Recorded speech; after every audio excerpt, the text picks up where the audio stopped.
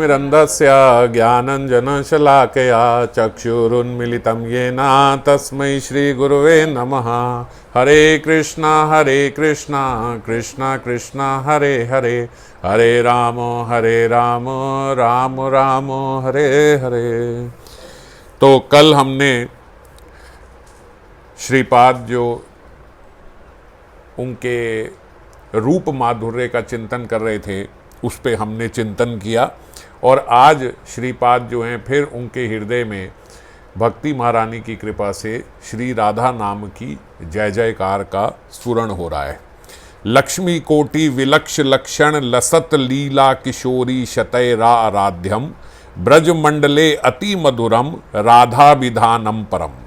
ज्योति किंचन सिंचद उज्ज्वल रस प्राग्भाव अविर्भाव द्राधे चेतसी भूरी भाग्य विभवे कस्यापि अहो जृंभते। श्रीपाद आज किशोरी जी के नाम का चिंतन और उनके नाम के प्रभाव का चिंतन, उनके नाम के गुणों का चिंतन कर रहे हैं। अतिशय भक्ति महारानी की कृपा से हमारे हृदय में नाम के गुण और नाम का चिंतन होता है। क्योंकि देखिए, जब हम किसी को देख लेते हैं, जैसे कल हमने चर्चा करी कि परसों उन्होंने जो लीला देखी थी, फिर उस लीला के माध्यम से उनके भीतर वो रूप का चिंतन हुआ, जैसे उनके नयनों का, उनके जूड़े का, उनकी सिंदूर बिंदु का ये चिंतन हुआ। तो ये चिंतन ऐसा लगता है कि हम लोग भी थोड़ा समझ पाते हैं। जैसे मैंने कहा था कि हमने कोई मूवी देखी या हम किसी पार्टी में गए और फिर जब अगले दिन आए तो हमारे भीतर भी इस तरीके की एक चिंतन की लहर होती है कि वो देखा था, उसकी साड़ी कितनी अच्छी थी, वो कितनी सुंदर लग रही थी, वो कितना अच्छा लग रहा था, ये सब चिंतन हमारे भीतर भी आता है। तो ये स्वाभाविकता, एक स्वाभाविक हृदय में ये बात समझ में आती है। पर अतिशय भक्ति की कृपा होती है जब हमारे भीतर भगवत नाम का चिंतन होने लगे और हमें भगवत नाम और भगवान में कोई भेद ना लगे, राधा नाम और राधा रानी में कोई भेद ना लगे, कृष्ण नाम और कृष्ण में कोई भेद ना लगे, अभिन्नत्व नाम नामीना, ऐसा गुण हमारे हृदय में बैठ जाए। क्योंकि देखो, आज भी हम इतना हरि नाम करने के बाद भी हमारे कहीं ना कहीं चिंतन में ऐसे रहता है कि नाम का फल ये होगा कि एक दिन नामी मेरे सामने आ जाएंगे। तो इतने वर्षों तक नाम लेने के बाद भी और इतनी बार सुन लेने के बाद भी हमारे हृदय में ये तत्व प्रकाशित नहीं हुआ, नाम नाभि अभिन्नत्वम, ये नहीं हुआ। अभी भी लगता है कि नाम का ये रिजल्ट है, ये नाम का ये नाम की साक्षात्कारता होगी अगर मुझे नामी के दर्शन हो जाए। पर नाम नामी अभिन्नत्वम, अभी हम जो राधा नाम ले रहे हैं, अभी हम जो कृष्ण नाम ले रहे हैं, अभी हम जो हरि नाम ले रहे हैं, इसमें और भगवान में कोई भेद नहीं है। ये बात हमें अभी भी समझ में नहीं आई। तो हम नाम के उस गुण को अभी हम समझ नहीं पाए हैं। तो आज जो श्रीपाद चिंतन कर रहे हैं नाम के गुणों का, इसलिए ये अस्वाभाविक और भक्ति की अतिशय कृपा का प्रमाण देती है। लीला के जिन गोपियों में कोटि लक्ष्मियों के विलक्षण लक्षण शोभा पाते हैं, उन्हीं शत शत ब्रज किशोरियों द्वारा सेव्य एक अनिर्वचनीय ज्योति छिटकाने वाला उज्ज्वल रस का प्राग भाव स्वरूप अति मधुर श्रेष्ठ श्री राधा नाम ब्रज मंडल में किसी भाग्यवान के चित्त में बड़ी सौभाग्य संपदा के साथ प्रकट हो रहा है। थोड़ा लंबा सेंटेंस है, इसलिए समझने में कठिनाई होती है। आप ऐसे समझो कि ये राधा नाम का जो चिंतन कर रहे हैं, तो लीला में जिन गोपियों में कोटि कोटि लक्ष्मियों के विलक्षण लक्षण शोभा पाते हैं, लक्ष्मी कोटि विलक्षण लक्षण लत सलिल किशोर शतय शतय रा आराध्यम, ऐसी लीला में जिन गोपियों में जो ब्रजांगनाएं हैं, जो ब्रज गोपियां हैं, उनके भीतर शत शत लक्ष्मियों के गुण हैं। शत शत लक्ष्मियों के मतलब कि कई कई कोटि कोटि लक्ष्मियों के सम्मिलित करके जो गुण आएंगे वो एक एक ब्रज सुंदरी में है। या ऐसा समझो कि ब्रज सुंदरियों से ही लक्ष्मियाँ प्रकट होती हैं। जो लक्ष्मी हैं, लक्ष्मी भी एक प्रकार की नहीं होती, कई प्रकार की लक्ष्मी। तो लक्ष्मियाँ जो हैं वो ब्रज कोटि, जो ब्रज सुंदरियाँ हैं, इन्हीं से प्रकट होती हैं, मतलब इन्हीं का प्रकाश स्वरूप है जो लक्ष्मी है। तो और जो लक्ष्मी के गुण हैं, ऐसे शत शत कोटि गुण जो हैं वो ब्रज सुंदरियों के अंदर हैं। हम नहीं तो ऐसा समझते हैं कि हम लक्ष्मी जी की आराधना करते हैं, जिनको धन की इच्छा होती है वो भी लक्ष्मी जी की आराधना करते हैं। तो कितने लोग ऐसा होते हैं जो ब्रज उपासक भी हैं, वो फिर किसी दिन जब कभी लक्ष्मी की इच्छा हो तो ऐसा कोई उपचार, ऐसे कोई मंत्र, लक्ष्मी जी के मंत्र या लक्ष्मी जी के विग्रह की पूजा, अगर उनको कोई आशा हो पैसों की, लक्ष्मी की, तो वो ब्रज उपासक भी जाके लक्ष्मी जी की पूजा करता है।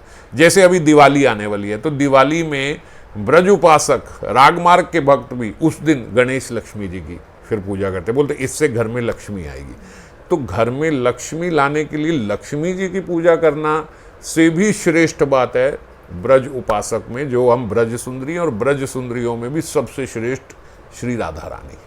राधा रानी के चरणों की नख ज्योति से लक्ष्मियां प्रकट होती हैं, ऐसा आएगा आगे। आज भी एक रेफरेंस में बाबा ने 96 नंबर शायद श्लोक का रेफरेंस दिया है इस श्लोक में, उस पर हम अभी ज़्यादा चिंतन नहीं करेंगे, उसको मैंने आज ज़्यादा उस पर चिंतन नहीं करा, क्योंकि फिर अभी इसी कार्तिक में शायद 96 आ ही जाएगा। मैंने सोचा है कि हम 100 तक करेंगे राधा रसुदा निधि का पाठ इस बारी, तो वो आएगा ही, तब उस समय चर्चा करेंगे। तो भगवान कृष्ण वो किशोरी जी के चरणों की नख ज्योति का चिंतन कर रहे हैं, उसमें बताया है कि नख ज्योति से ही लक्ष्मियों का प्राकट्य होता है।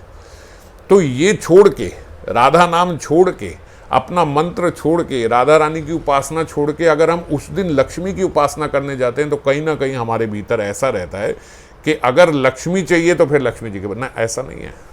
जो राधा नाम का उपासक है उसको कहीं और जाने की जरूरत नहीं, यहाँ से सब मिलेगा, यहीं से सब प्रकट। भगवान की जितनी कांताएं हैं, भगवान के विभिन्न स्वरूपों में, अलग अलग स्वरूपों में भी जितनी कांताएं हैं, उन सबका सार स्रोत श्री राधा रानी है। तो इसीलिए ब्रज उपासक को किसी भी अपने गंतव्य के लिए, किसी भी अपनी इच्छा के लिए कहीं और किसी की प्रार्थना करने की कोई आवश्यकता नहीं। वो हो गई। राधा रानी और कृष्ण जो हैं ये मूल स्वरूपा हैं। कृष्ण मूल स्वरूपा हैं। सब भगवत अवतारों के मूल स्वरूप कृष्ण हैं। सब लक्ष्मियों की मूल स्वरूप ब्रज सुंदरियां, और ब्रज सुंदरियों की मूल स्वरूप श्री राधा रानी है। श्री राधा रानी के ही कायाव्यू है ये सारी जितनी सखियां हैं। तो राधा कृष्ण के उपासक को कोई और उपासना करने लगे, वो ऐसे है कि जैसे आपकी दोस्ती प्राइम मिनिस्टर के साथ थी और कोई काम बना तो आप किसी कैबिनेट मिनिस्टर के पास चले गए, तो क्या आवश्यकता थी, वो तो प्राइम मिनिस्टर वैसे ही आपका मित्र था। तो ऐसे ही राधा कृष्ण के उपासक को अन्य उपासनाएं करने की कोई जरूरत नहीं। अगर आपके अलग अलग भिन्न भिन्न प्रकार की इच्छाएं बची भी हैं इस संसार की, तो जितनी जिस मात्रा में देनी होगी उतनी उस मात्रा में भगवान देंगे, पूर्ति करेंगे। अन्य उपासना करने की इसमें कोई आवश्यकता नहीं। किसी कन्फ्यूजन में मत रहे। हम कितनी बार ऐसा होता है कि हमारे भीतर कुछ लालसा, कुछ वासना, कुछ इच्छा, कुछ मजबूरी कई बारी ऐसी हो जाती है कि हम इस प्रकार संसार में फंस जाते हैं, या इस दुख में, विषाद में, किसी कमी के कारण, बहुत सारे कारणों से हम लोग ऐसा हो जाते हैं कि फिर किसी ज्योतिष के पास जाकर या किसी के पास जाकर हम लोग दूसरी अन्य उपासना सुनाते हैं और फिर वो अन्य उपासना करने लग जाते हैं। मेरे हिसाब से ब्रज उपासक अगर कोई अन्य उपासना करता है तो ये उसके अपराधों का ही नतीजा है। कोई ना कोई ऐसा अपराध उससे हुआ होगा कि आज उसकी मति में ये आ गया कि मैं ये राधा कृष्ण की उपासना छोड़ के अन्य उपासना करने लगूँ। बिना अपराध के जीव के भीतर ऐसी इच्छा उत्पन्न नहीं हो सकती। हाँ, आप कहो कि ऐसे ऐसे सरकमस्टांसेस हो गए थे, ऐसे लाइफ में इतनी प्रॉब्लम्स आ गई थी, या ये हो गया था, तो अरे प्रॉब्लम्स भी आ गई थी तो आप सर्वश्रेष्ठ जगाओ। अगर यहाँ से नहीं मिला तो कहीं से नहीं मिलेगा, और यहाँ से जितना पर्याप्त होगा उतना मिलेगा। और अगर नहीं मिल रहा है और आपको लगता है कि मिलना चाहिए, तो भी यहीं पे प्रार्थना और क्षमा याचना करनी चाहिए कि मुझसे क्या पाप अपराध या ऐसा क्या हुआ कि मैं इसको समझ नहीं पा रहा हूँ कि मुझे नहीं मिल रहा है, क्यों नहीं मिल रहा है। कृपया भगवान कृपा करके मेरी ऐसी स्थिति बना दो कि जिस स्थिति में आप मुझे रखना चाहते हो मैं उस स्थिति में खुश रह के आपका भजन कर सकूं, मैं अपना मन आपके भजन में लगा सकूं। ये परफेक्ट प्रार्थना है एक जीव के लिए। वो यहाँ पे भी ये नहीं मांगे कि मुझे ये दे दो। हमें ये मांगना चाहिए जो आपने जिस स्थिति में रखा है वो ही मेरे लिए परफेक्ट है, पर अभी मुझे ये समझ में नहीं आ रहा है कि ये स्थिति मेरे लिए सर्वश्रेष्ठ है। मुझे कम से कम इतनी बुद्धि दो कि मैं इस स्थिति को समझ के अपने मन को इस संसार से हटा के आपके भजन में लगा सकूं। क्योंकि जब तक मन में विषाद रहेगा, जब तक मन में शोक रहेगा, जब तक इस संसार के प्रति लालसा या वासना बनी रहेगी, तब तक पूर्ण रूपेण ये मन आप में लगेगा नहीं। तो मेरी इच्छा जो है वो मन को आप में लगाने की है, पर क्योंकि मेरा ये मन इस जगत में लगा हुआ है, तो आप ऐसी कृपा करो कि ये मन आपके चरणों में लग सके, और यहाँ पे जो भी मेरी परिस्थिति है वो परिस्थिति मेरी समझ में आ सके कि ये इस कारण से है, या इस उपलक्ष्य से है, इस कारण हेतु है, और फिर मैं मन आप में लगा सकूं। मेरे भीतर ऐसी श्रद्धा उत्पन्न कर दो कि मैं समझ सकूं कि मेरे लिए यही सर्वश्रेष्ठ स्थिति है। ये प्रार्थना जीव की होनी चाहिए। ऐसा नहीं होना चाहिए कि जैसे हम अन्य उपासना करने चले गए। ये बिल्कुल ऐसे है कि जैसे आप एक बहुत ही समृद्ध माता पिता के घर में आपका जन्म हुआ, और आपकी खराब आदतों वश माता पिता ने आपको धन देना बंद किया कि अभी नहीं देना, अभी पढ़ाई करो या ये करो, या आप अच्छे भी थे तब भी उस समय आपको उस धन को नहीं देना चाहिए, इसलिए उन्होंने नहीं दिया। जैसे माँ बाप आजकल रोक देते हैं बच्चे को कि इस समय अभी गाड़ी नहीं लेके देनी, अभी इस समय मोबाइल नहीं लेके देना, उससे मोबाइल छीन ले, अभी इस समय टीवी नहीं देखना, अभी आपके कमरे में टीवी नहीं लगेगा, अभी इस प्रकार की रोक टोक माता पिता अपने बच्चों में लगाए, और वो बच्चा अपने माँ बाप को छोड़ के दूसरे को अपना माई बाप बना के उनसे लेना शुरू कर दे, तो कैसा लगेगा? अगर उन्होंने रोका था तो आपकी किसी भलाई के लिए रोका था, और आपने उन्हीं को छोड़ के वहाँ आप चले गए। तो अन्य उपासक बिल्कुल ऐसे ही है, जैसे कोई अपने माता पिता को छोड़ के अन्य उपासना शुरू कर दी, तो ये किसी अपराध का ही नतीजा हो सकता है। अगर हमारे भीतर ऐसा आता है तो ये बिल्कुल हम ना करें, कोई भी दिन हो। तो हम तो अपने राधा कृष्ण की उपासना ही करेंगे। हम सर्वोपरि स्थान पे हम क्यों कहीं और जाएंगे। और आज तो देखो बोली रहे, लक्ष्मी कोटि विलक्ष लक्षण लसत लीला किशोरी शतैरा आराध्यम। ये जो ब्रज सुंदरियां हैं जिनके भीतर कोटि कोटि लक्ष्मियों के विलक्षण गुण हैं, वो भी राधा नाम की उपासना ही करती हैं, राधा नाम की। एक अनिर्वचनीय ज्योति छिटकाने वाला राधा नाम, उज्जवल रस का मूल स्वरूप राधा नाम, अति मधुर राधा नाम ब्रज मंडल में किसी भाग्यवान के राधा ध्यान मग्न चित्त में बड़ी सौभाग्य संपदा के साथ प्रकट हो रहा है। आज तो श्रीपाद के चित्त में ही ये प्रकट हो रहा है। श्रीपाद प्रार्थना में लिख रहे हैं किसी भाग्यवान के चित्त में बड़ी सौभाग्य से हो रहा है। तो ये इसीलिए मैंने बोला ये बहुत भाग्य की बात है कि हमारे भीतर ये भाव आ जाए, अभिन्नत्वम नाम नामिनो। श्रीपाद के विशुद्ध सतोज्वल चित्त में श्री राधा महिमा का कैसा अपूर्व प्रकाश है। लगता है जैसे राधा रानी उनके हृदय में आ बैठी है। ये बाबा लिख रहे हैं कि जिस प्रकार राधा नाम की महिमा उनके हृदय में प्रस्फुटित हुई है, उससे बिल्कुल ऐसा लगता है जैसे राधा रानी साक्षात उनके हृदय में ही आके बैठी हैं। और ये केवल भक्ति से ही हो सकता है।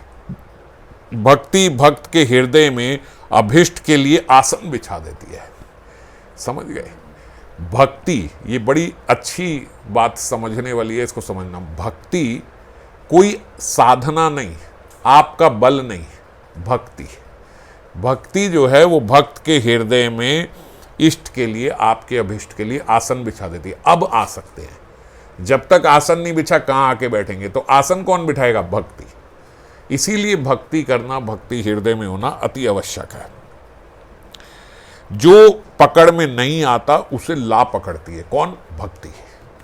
अभी और भक्ति की महिमा इसमें बताएंगे। भक्ति का ऐसा प्रभाव है कि भगवान का एक नाम है अधोक्षज।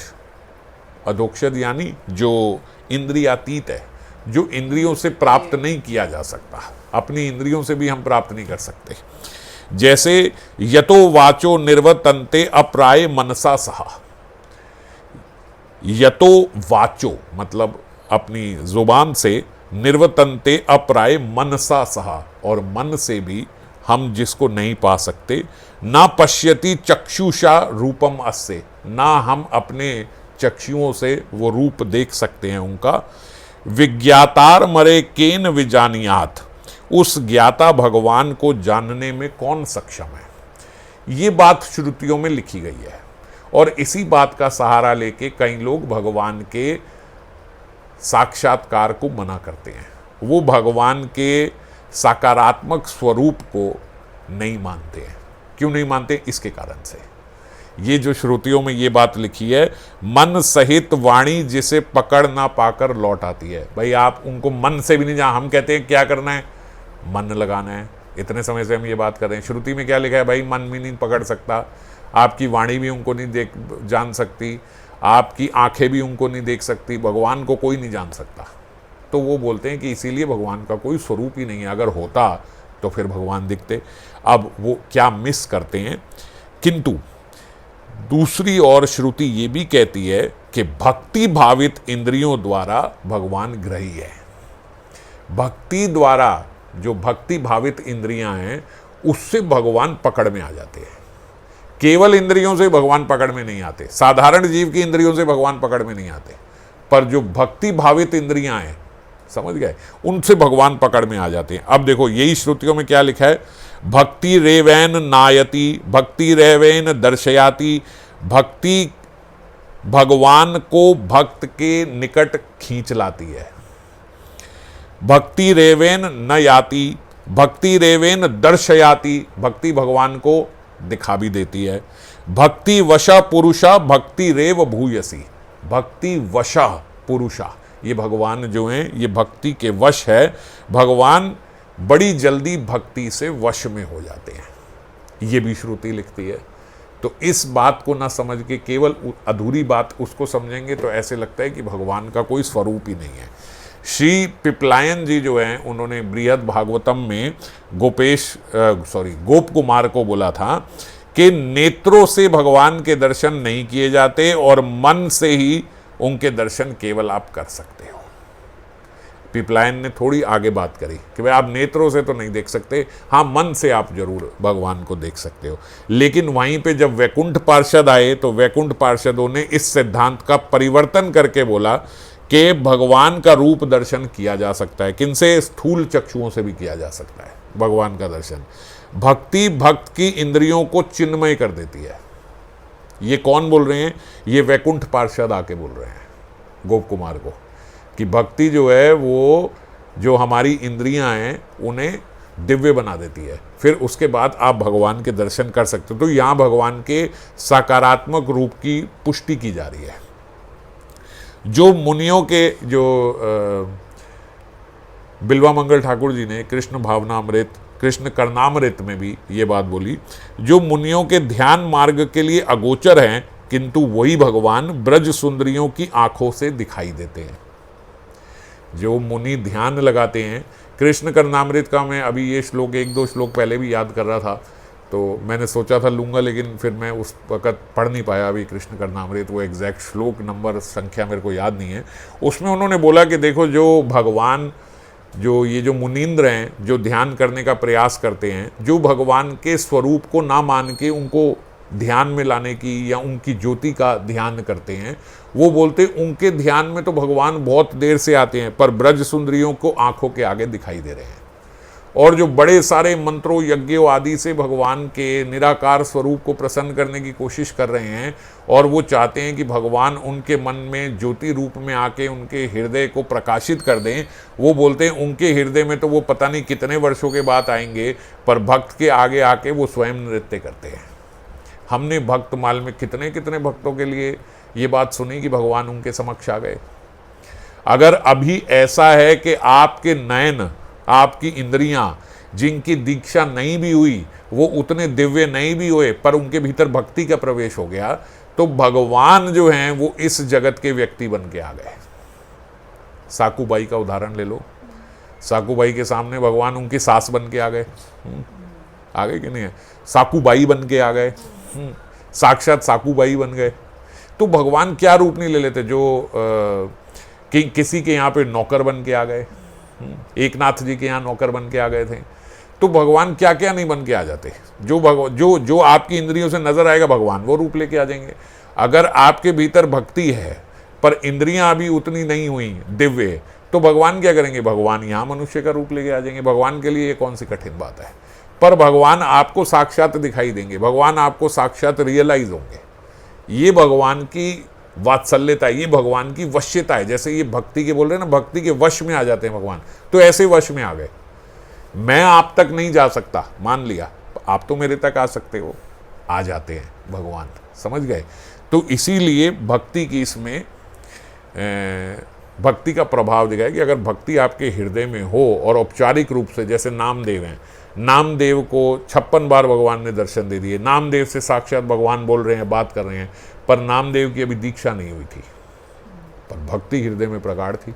तो भगवान ने ही उन्हें बोला आप जाओ पहले दीक्षा लो, अभी आप कच्चे हो।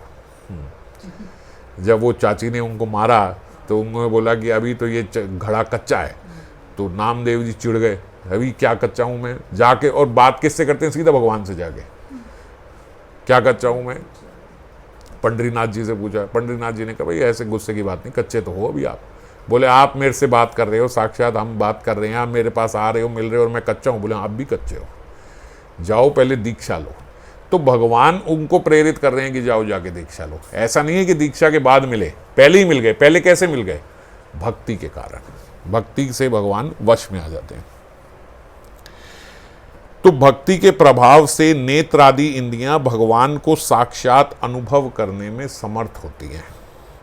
श्री राधा रानी साक्षात प्रेम की मूर्ति है, उनके स्मरण से अंतस प्रेम पूर्ण हो जाता है, और प्रेम से ही भगवान सेवा ग्रहण करते हैं। हम भी यही बोलते हैं ना कि हमारे भीतर किशोरी जी की एक वृत्ति गुरुदेव की कृपा से आती है जब दीक्षा मिलती है तो, और उसी वृत्ति के कारण हमारे भीतर ये सक्षमता आती है कि हम भगवान को भोग लगा पाएं और भगवान उसको ग्रहण करें। ये कहाँ से आई?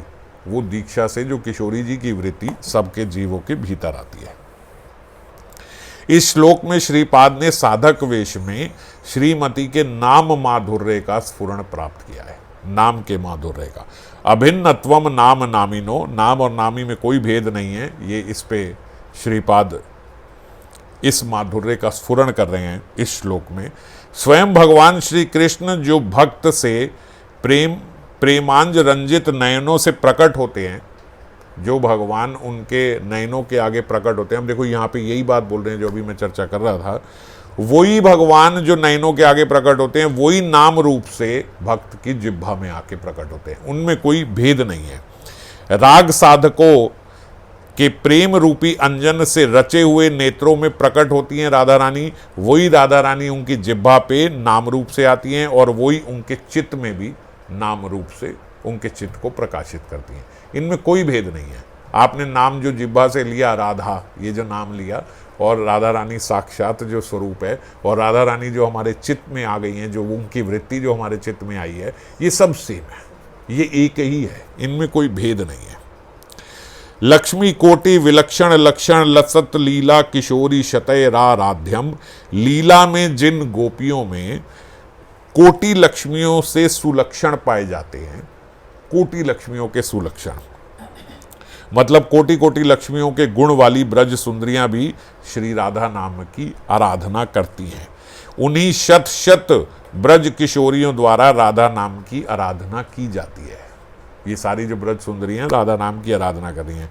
यहाँ पे श्रीपाद अनुप्रास अलंकार रूपी काव्य लीला से इसको सुशोभित कर रहे हैं, इस श्लोक को।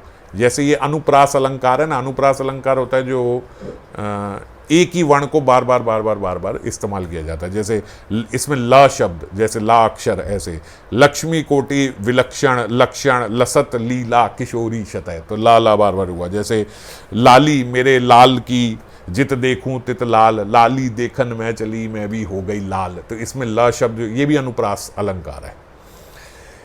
ये कबीरदास जी का है, लाली देखन मैं चली मैं, हैं तो लाली मेरे लाल की जित देखूं ते लाल। इसका मतलब जो, जैसे हम कहते हैं ना कि हर जीव में भगवान को देखो, ये हम बोलते हैं ना जहाँ जाओ भगवान के दर्शन होने चाहिए, हर स्वरूप में भगवान के देखे।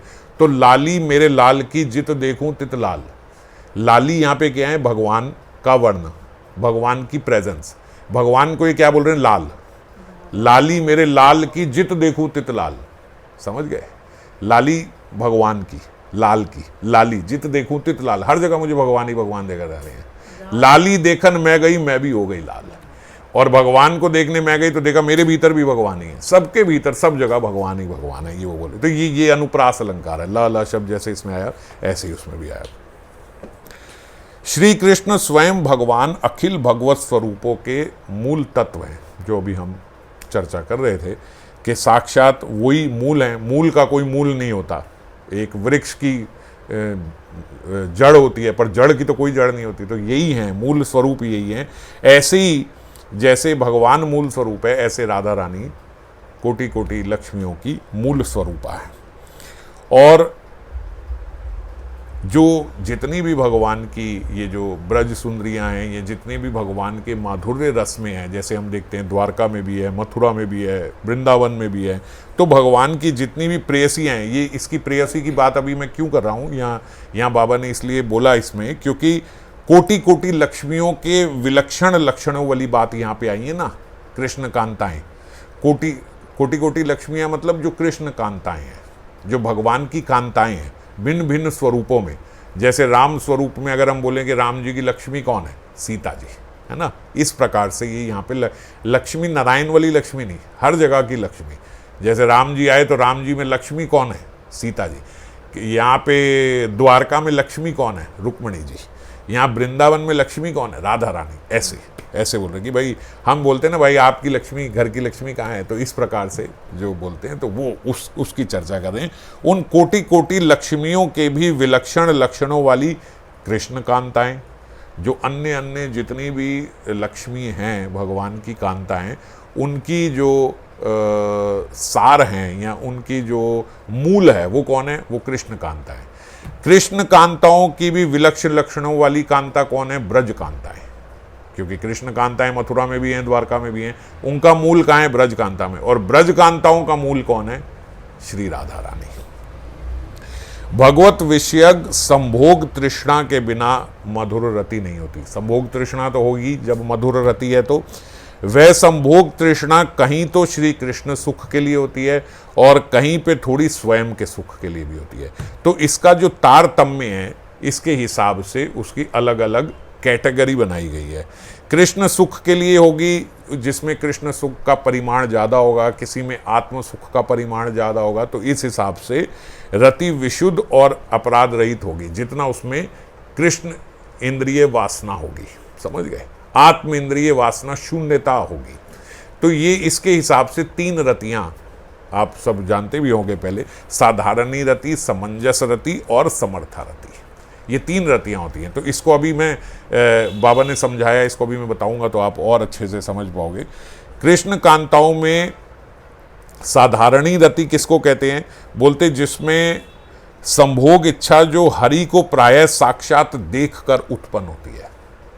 इनमें संभोग इच्छा है क्योंकि मधुर रति है, पर संभोग इच्छा जो है वो हरि को देख के उत्पन्न हुई है, भगवान को देख के, उनका रूप देख के संभोग इच्छा उत्पन्न हुई है। इस रति का नाम है साधारणी रति।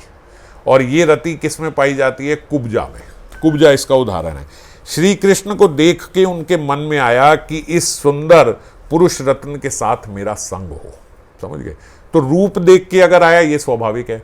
यहाँ पे भी हम किसी का रूप देख के ही आकर्षित होते हैं, संभोग इच्छा होती है। तो इसको रति में क्यों लिया गया, क्योंकि एक तो पहले उन्होंने रूप देखा, रूप देख के उनके अंदर जो बात आई वो साधारण है। हालांकि ये रति भी साधारण रति है, साधारण है, यहाँ बात तो समझ में आ गई, पर साधारण रति क्यों है, इसमें रति वाली क्या बात है। ये तो कोई भी साधारण जीव सोच रहा है देख के। रति इसलिए क्योंकि पहले उन्होंने ये देख लिया, फिर तुरंत इसके बाद उनके मन में आया जिन्होंने दर्शन देकर मुझे इतना सुख पहुंचाया है, मैं उन्हें अपना अंग दान देकर कुछ सेवा करके उनको सुखी करूं। ये रति वाली बात आई, समझ गई। पहले तो उनके अंदर केवल संभोग इच्छा हुई और वो भी देख के हुई, ये साधारण बात है। पर जब उनके भीतर ये भाव आया कि मैं अपने आप को, अपने अंग को देकर उनको सुखी करूंगी, तो ये रति बन गई, साधारणी रति। तो इस रति की उत्पत्ति का कारण संभोग तृष्णा ही है, इसीलिए इसको साधारणी रति बोलते। भाई उत्पत्ति कहाँ से हुई थी, उत्पत्ति तो संभोग तृष्णा से ही हुई थी, अपनी इंद्रियों को सुख देने के लिए हुई थी। बाद में रति आई, बाद में वो सेल्फलेसनेस आई कि मैं इनको अपने आप को सौंप दूं, अपने शरीर को इनको दे दूं। तो इसलिए इसको बोला गया सबसे शुरू की प्रारंभिक अवस्था जो है साधारणी रति।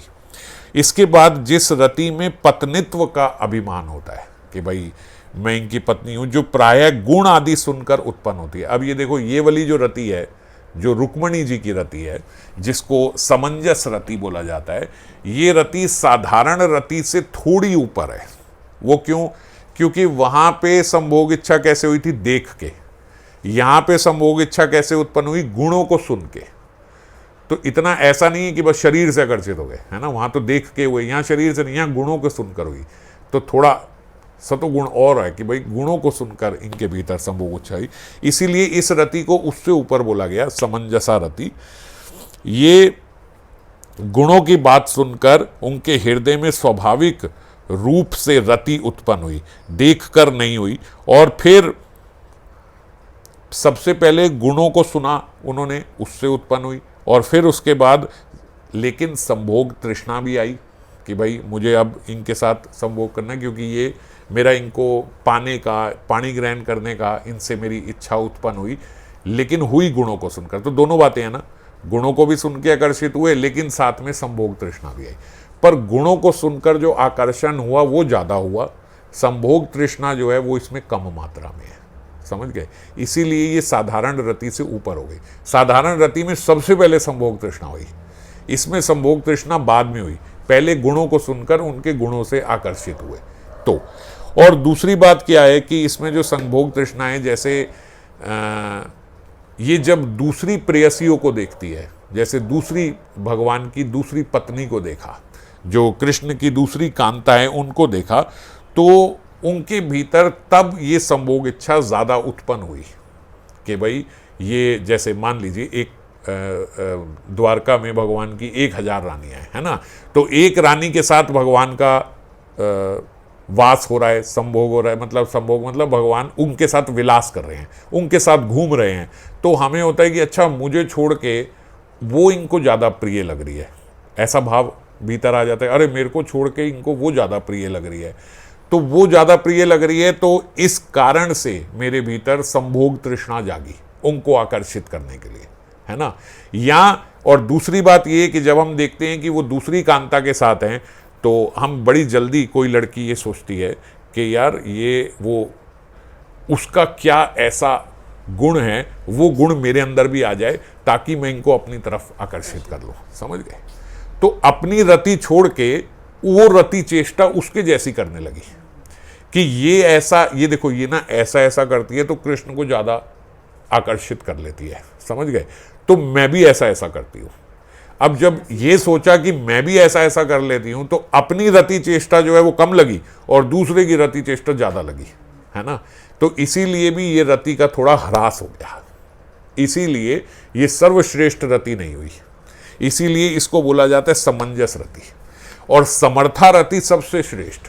समर्था रति ब्रज सुंदरियों के भीतर ही होती है। समर्था रति में क्या है? उसमें कृष्ण इंद्रिय सुख वासना ही है बस, उसमें वो संभोग इच्छा अपने लिए है ही नहीं, अपनी आत्म इंद्रिय वासना शून्य है। अपनी इंद्रियों द्वारा कृष्ण इंद्रियों को सुख पहुंचाने की प्रीतिपूर्ण इच्छा, अपनी इंद्रियों द्वारा कृष्ण इंद्रियों को सुख पहुंचाने की इच्छा, बस, दूसरी कोई बात ही नहीं है इसमें। यही इस रति की आत्मा है कि बस आपको ही देना, बस, और कुछ है ही नहीं, स्वभाव दूसरा कुछ है ही नहीं।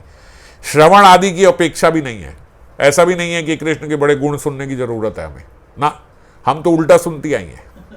ब्रज सुंदरियां जो हैं वो जो उल्टा सुनती हुई आई हैं, उनको तो पैदा होते से ही बताया था इसका मुख मत देखना, गलती से भी, ये तो बहुत बड़ा लंपट है, तुम इनकी ओर आकर्षित मत हो जाना, ये आए तो भी घूंघट करके आ जाना, वो बंशी वादन करता हो तो कान में उंगली डाल लेना, इसके चक्कर में मत फंसना। तो इसलिए श्रवण आदि का भी उसमें कोई भेद नहीं है। जिस रति की गंध मात्र से ही अपना कुल, धर्म, धैर्य, लज्जा आदि सब विस्मृत हो जाए, वो रति को बोला जाता है समर्था रति। वो तो उल्टी है। उल्टा क्या है कि उसमें तो अपनी, बल्कि कुल धर्म भी जा रहा है, धैर्य भी जा रही है, लज्जा भी जा रही है, अपने पति को छोड़ के उसकी तरफ भाग रही है, ऐसी भी जिसमें मतलब जो मर्जी आ जाए, सबको आग लगे, मुझे तो कृष्ण के पास जाना है, इसको बोला जाता है समर्था रति।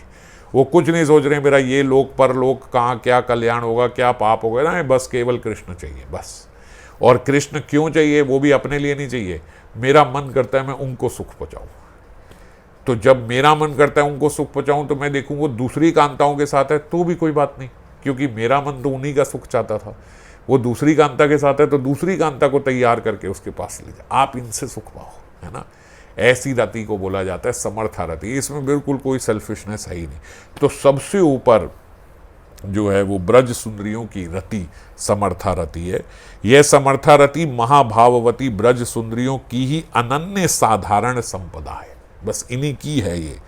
इसीलिए ये बोला गया इयमेव रति प्रौढ़ा महाभाव दशाम व्रजेत। इयम एव, बाबा बोल रही एव इसलिए बोला क्योंकि बस ब्रज सुंदरियों में ही है, दूसरी किसी में है ही नहीं। श्री राधा की और ये ब्रज सुंदरियां जो हैं ये सब भी श्री राधा रानी की ही आराधना करती हैं। श्री राधा की कृपा के बिना कृष्ण प्राप्ति कभी संभव नहीं है। बिना राधा प्रसादेन कृष्ण प्राप्तिर जयते। राधा रानी की कृपा के बिना प्राप्त नहीं हो सकता। ये सब महाभाववती ब्रज सुंदरियां जिनके भीतर समर्था रति हैं, ये भी नित्य श्री राधा नाम की आराधना करती हैं। समझ गए? तो ऐसे समझाया जा रहा है कि नीचे से ऊपर टॉप तक जिसमें समर्था रति हैं, वो समर्था रति वाली भी सब राधा नाम की ही उपासना करती हैं। श्री राधा नाम सिद्ध मंत्र की तरह गोकुलपति श्री कृष्ण को आकर्षित कर जप कर्ता के आगे मूर्त कर देता है। ये राधा नाम जो है ये कृष्ण को आगे लाके प्रकट कर देता है। इसमें बाबा ने उदाहरण लिया अजामिल का। अजामिल ने, आप कहोगे अजामिल ने तो नारायण नाम लिया था, अपने पुत्र का नाम बुलाया था। तो उन्होंने जब बोलते नारायण नाम बुलाया, तो जब उन्होंने वो अपने पुत्र का नाम लिया तो जो विष्णु दूत थे वो आ गए। नारायण नहीं आए, विष्णु दूत आ गए। और विष्णु दूत क्यों आए? उसकी रक्षा करने के लिए आ गए। ऐसे ही जब ब्रज उपासक जो है, राग मार्ग का उपासक जो है, वो राधा नाम लेता है तो बोलते साक्षात कृष्ण रक्षा करने नहीं आते, नहीं आते रक्षा करने।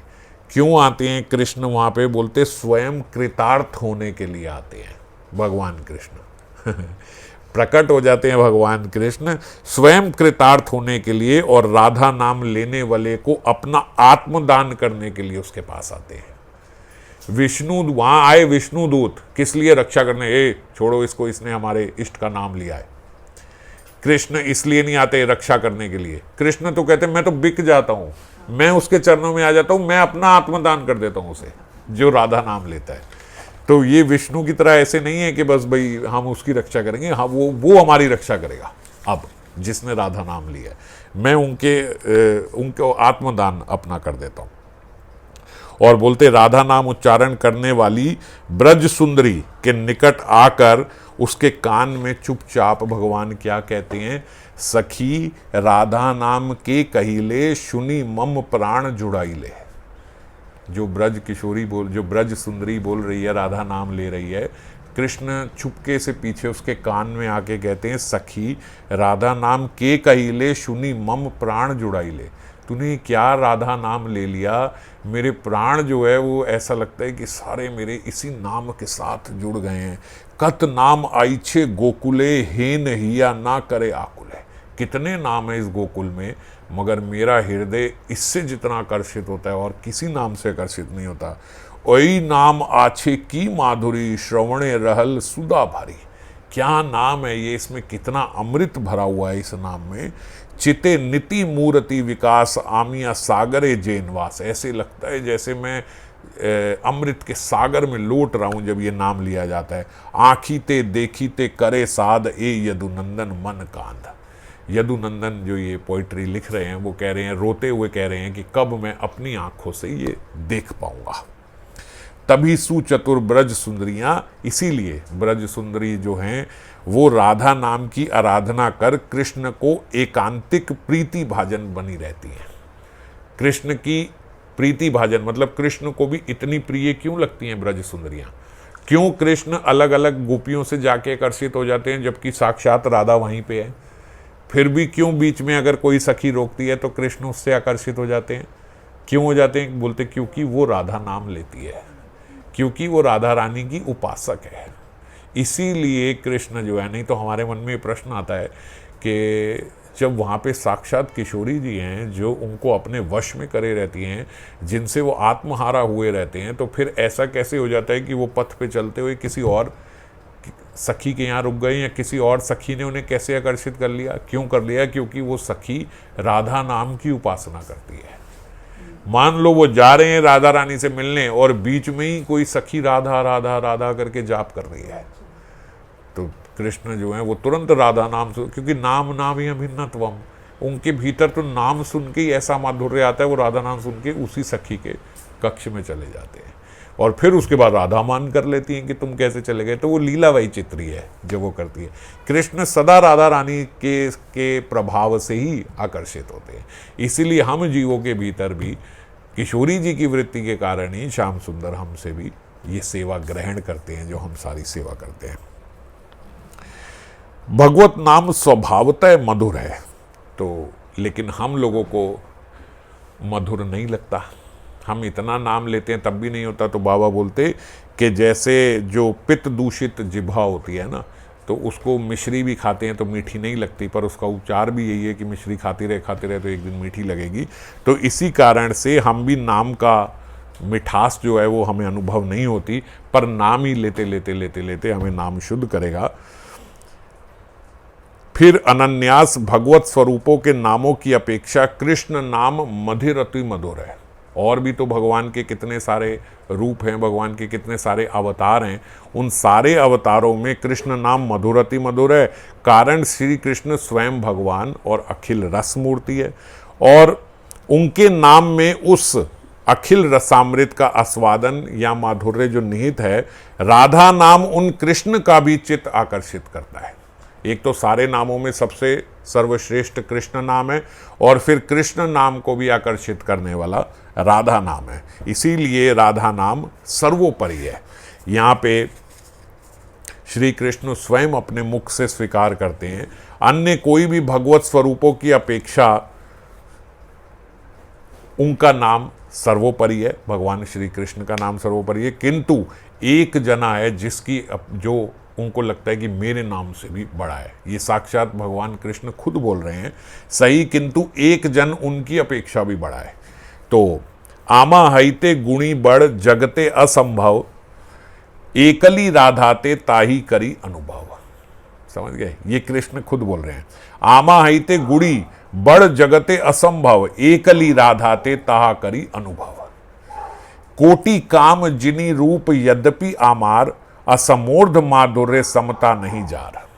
बात ये समझ पा रहे हो? ये सिंपल है।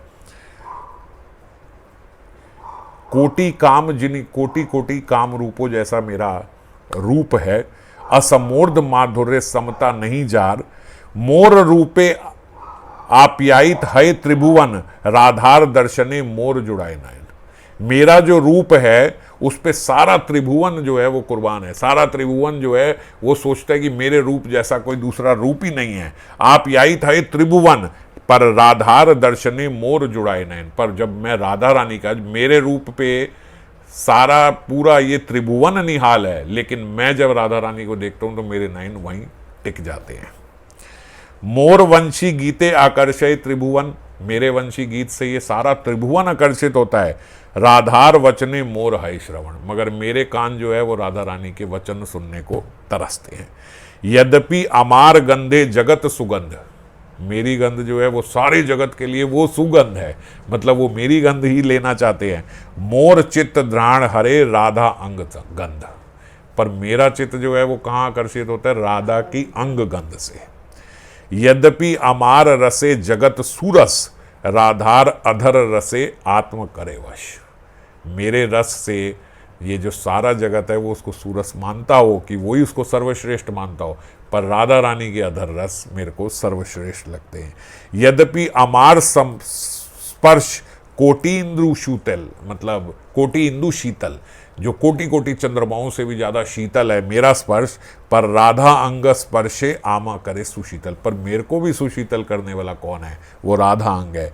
एई मत जगतेर सुखी आमी हेतु, राधितार रूप गुण आमार जीवा तू। लोगों को, सब जीवों को ऐसा लगता है कि सबको मैं सुख प्रदान कर सकता हूँ। एई मत जगतेर सुखे आमी हेतु, सारे सुख का हेतु मैं ही हूँ। है ना। जैसे हम बोलते हैं कि भगवान से ही सारे सुख आ रहे हैं, भगवान, ये जगत तो दुखालय में, भगवान ही सुख का सागर है, भगवान से ही सुख मिलता है। राधिकार रूप गुण आमार जीवत, ऊपर वो कह रहे हैं कि मेरा भी जो मूल है वो राधा रानी है, मेरे सुख का भी मूल जो है वो श्री राधा रानी है। फिर आगे यहाँ बाबा ने बताया, जो मैंने आपसे चर्चा करी थी पहले, कि 96 नंबर श्लोक में भगवान श्री कृष्ण राधा विरही माधव वो निकुंज मंदिर में जाकर योगिंद्र की तरह श्री राधा पद ज्योति का ध्यान करते हैं और प्रेम अश्रु नेत्रों से राधा राधा राधा राधा नाम जपते हैं। तो राधा नाम यहाँ पे इसीलिए श्रीपाद बता रहे हैं कि सबसे सर्वश्रेष्ठ तत्व है। हम कहते हैं कृष्ण सर्वश्रेष्ठ है, हमारा जो मंत्र है, जो हम मंत्र करते हैं, कोई बोले कि भाई आप फिर राधा नाम ही क्यों नहीं जपते, आप वो क्यों करते हो, तो देखो उपासना तो हमारी राधा रानी की है, मंजरियाँ तो हम राधा रानी की हैं, पर हम जो ये मंत्र, क्योंकि जप में मंत्र होता है और मंत्र जो हमें श्रीमन महाप्रभु ने दिया है ये युगल मंत्र है। अगर हम कहें राधा राधा राधा राधा, हम राधा राधा नाम लें, तो राधा नाम से जगह जगह पूरे श्लोक में यही बात लिखी कि राधा नाम सर्वश्रेष्ठ है।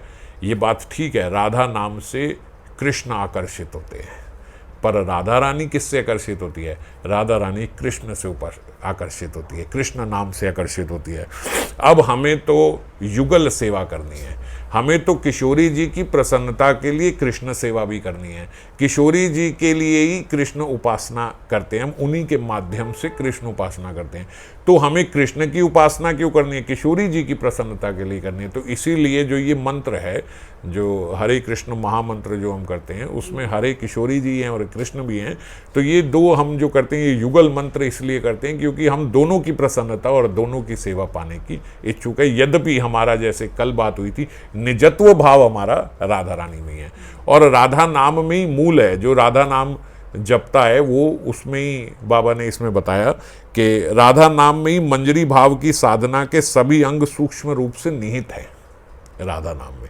तो इसीलिए राधा नाम का कीर्तन भी होता है, राधा राधा राधा राधा धुनी भी होती है, राधा नाम का कीर्तन भी होता है और मंत्र जप में युगल मंत्र भी करते हैं। ऐसा नहीं कोई अगर सोचे कि भाई नहीं राधा नहीं लेना चाहिए, राधा नाम नहीं लेना चाहिए, केवल ये, ऐसा नहीं है। राधा नाम जो है वो मूल है, तो राधा नाम का कीर्तन करें और जप में जो है वो सेवा मांगने के लिए युगल मंत्र उपासना से युगल स्वरूप का हम मंत्र भी जपे। और खास करके तो जो गौड़ीय वैष्णव हैं, तो श्रीमन महाप्रभु ने दिया है गोलोकेर मंत्र, ये गोलोक से मंत्र साक्षात आया है, सेवा भी मांगने के लिए और युगल उपासना करने के लिए भी यही महामंत्र है। और कीर्तन जब हम करें तो राधा नाम का कीर्तन भी करें, क्योंकि राधा नाम में ही ये मंजरी भाव निहित भी है। तो आज इसी राधा नाम के माधुर्य से श्रीपाद जो है उनका हृदय अलौकिक होता है और हमें भी ये राधा नाम से हमारा हृदय भी अलौकिक हुआ। अब कल फिर और अगले श्लोक पे चर्चा करेंगे। जय राधे।